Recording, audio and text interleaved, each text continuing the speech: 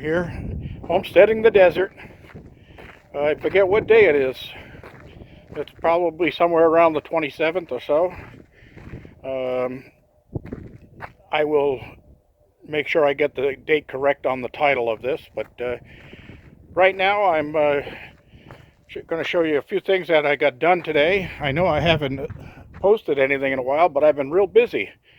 You see this big piece of conduit here. This is PVC conduit, and Schedule 40 rigid 2-inch for above or below ground use. And that's 20 feet. Oh, 20 foot of it. Guess what? I found it on the side of 395 today. Yeah, somebody lost it, and it's been sitting there a while because it's discolored on the bottom. But it's in good shape, and I'll be using that when I run my sub panel wires from the other side of the cabin over there all the way over to this location right about where the posted sign is. Then on the inside I'll have a sub panel there, 40 amp breaker powering it, and that'll be to run my tools inside of here. I got my ATV in here, and you see the seats off, but that's because when I park it, I put it on a charger, and that's solar charge, and it's showing 13.3 volts. Battery's in fully charged. Before I started doing that with these Harbor Freight chargers and panels, I used to have to buy a new gel battery for this thing once a year, because there's an onboard computer on here that's built in here, and it constantly uses electricity. So if this thing sits for a while, it drains the battery down, and if you don't start it up on time, you kill the battery right down there. You see my little alligator clips on here, and that's charging the battery from solar while it sits. Great thing. All right, today I picked up some materials. These three panels right here are going to be the bottoms of the 3 drawers I need to put under my bed that I made. And this clear pine here, already primed, will end up being the sides, front, and back. And then back there, I've got a piece of 1x8 MDF, which will end up being the drawer faces. And I brought in some more 2x4s and some more 4x4s. So I'm going to start getting some of this stuff built up, and I'll get all this stuff out of here and free up some more room. I wanted to just cover that before I went any further. Some of the stuff I brought up last time is my cabinets here.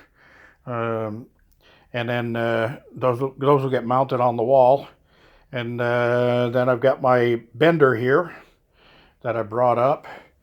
And then I got my heavy duty hydraulic pipe bender here.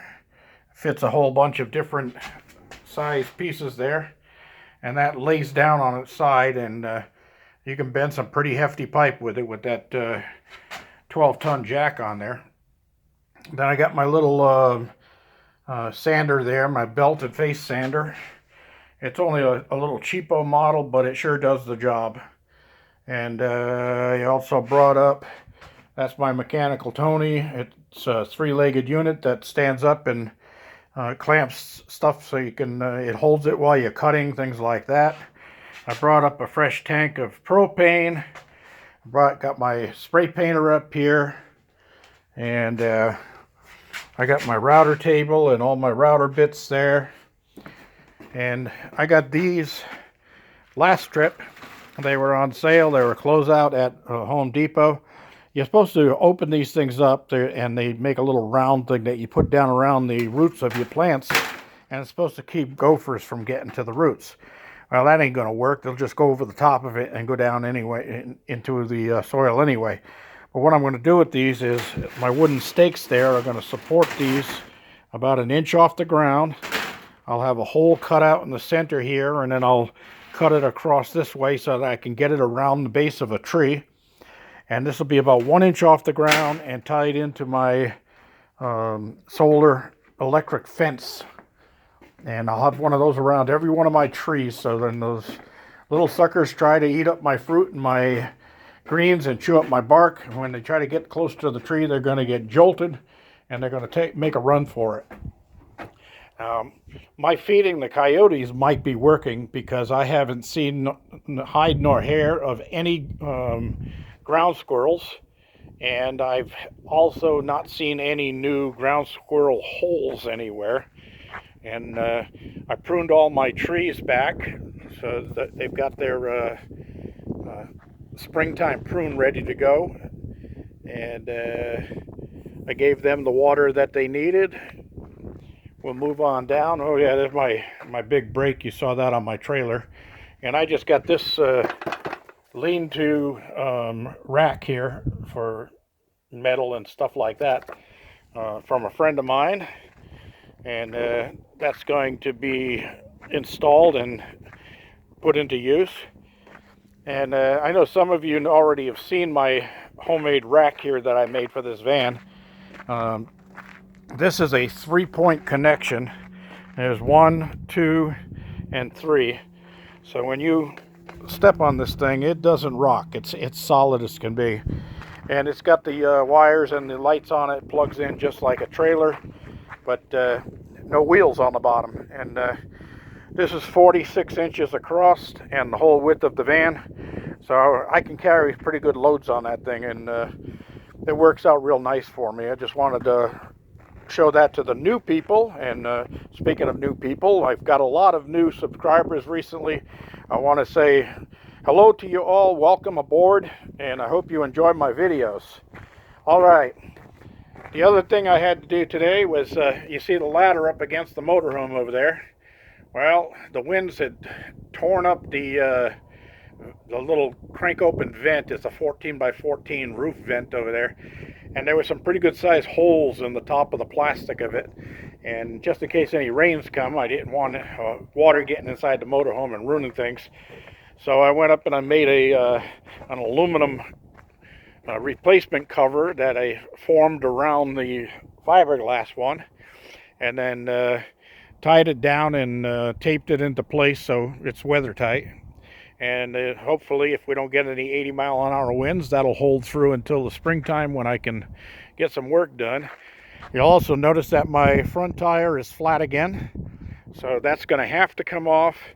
And I'll pull it off, and I'll put some of that liquid seal inside of it, because it doesn't seal against the rim. But I'll put some liquid seal in there and roll the tire around a little bit after I inflate it, to coat the whole inside of the tire and the rim area and that. So maybe that'll stop it from leaking. And then I don't like the jack stands being underneath the body like they are, because it allows the tire to still go flat, and then the axle comes dropping down, which sets the whole motorhome off kilter. So I'm going to be jacking that up and putting the jack stands underneath the straight axle in the front and underneath the rear axle in the back. So that'll keep the weight off the tires, and they'll probably last a lot longer, because that's not going to be driven or moved for a while.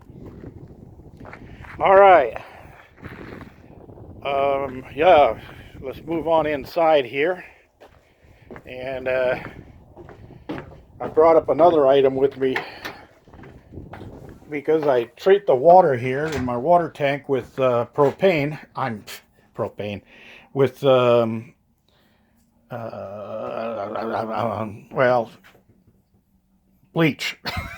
It's not household bleach, it's swimming pool bleach, chlorine. So I bought this filter. This is a 3-phase filter, and it came with the faucet unit, and everything comes, and it mounts underneath the sink like that. And this removes 99.9% of bacteria, viruses, and cysts, and reduces lead more than 99%. And then down here you can see, let's see if I can get the light glare off of there. Yeah, it removes chlorine, sediment, cysts, lead, chemicals, bacteria, and virus, and pharmaceuticals from the water. And I've already tried it out, and that water, it really tastes good. There's no odors off of it or anything, and it tastes delicious. So I got a good filtration system. You can see it mounted there. And I got my crock pot running right now. I made up some spaghetti sauce. I'm going to have spaghetti and meatballs for dinner tonight. And I got it in the slow cooker there, and it smells like an Italian restaurant in here. It's really, really making me hungry. But underneath the sink here, we'll get this down, and you can see there's my filtration system. I had to put a little shelf in here to mount it on because it's quite big. And remember, for those new people that haven't seen the older videos, this cabinet is not actually a sink-based cabinet. This is a regular 30-inch cabinet, and I modified it and turned it into a sink base. And then I used the drawer that used to be up here, and I put it down here in the bottom, so I've got a pull-out, so I can get the stuff out of there real easy. And then I put hinges on this.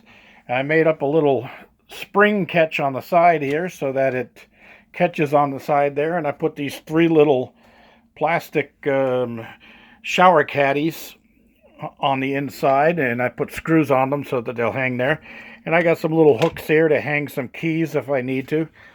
So I got a neat little storage area there. And other than that, I haven't gotten much more done. The wind was blowing pretty good earlier this morning. It's down to just a light wind now, probably 8-10 miles an hour. It's generating electricity. I've got 12.9 in the batteries. It was all the way up to 14.4 earlier today. But we're coming towards the end of the day here. The sun's starting to set, and the wind is calming down, so the turbine's not cranking out like it normally would. Anyway, I wanted to clear all that stuff up with you, show you what was going on here. I also did go pick up groceries, and I filled my other water bottle. Now I've got 10 gallons of backup drinking water there. And you can see in this one here, when you turn this one on, let's see, there, I got water, fresh water coming out of there. I don't want to waste it. This thing has a little sensor in here, and it'll tell you, not only tell you when it's time to change your filters, but it will actually stop the water from flowing through this valve.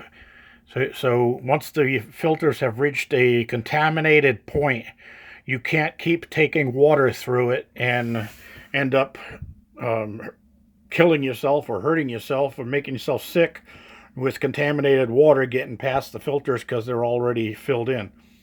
So that's a neat little feature. And you actually have to change the filters before it'll allow you to get water back out through there. The only thing I don't like is that it requires you to run 10 gallons of water down the drain every time you change filters to get rid of the extra carbon in there. But I don't run it down the drain. I run it into a little watering can, and I use the watering can to water some of my plants. All right, well, that's about it. I'm going to kick back, relax for a little while.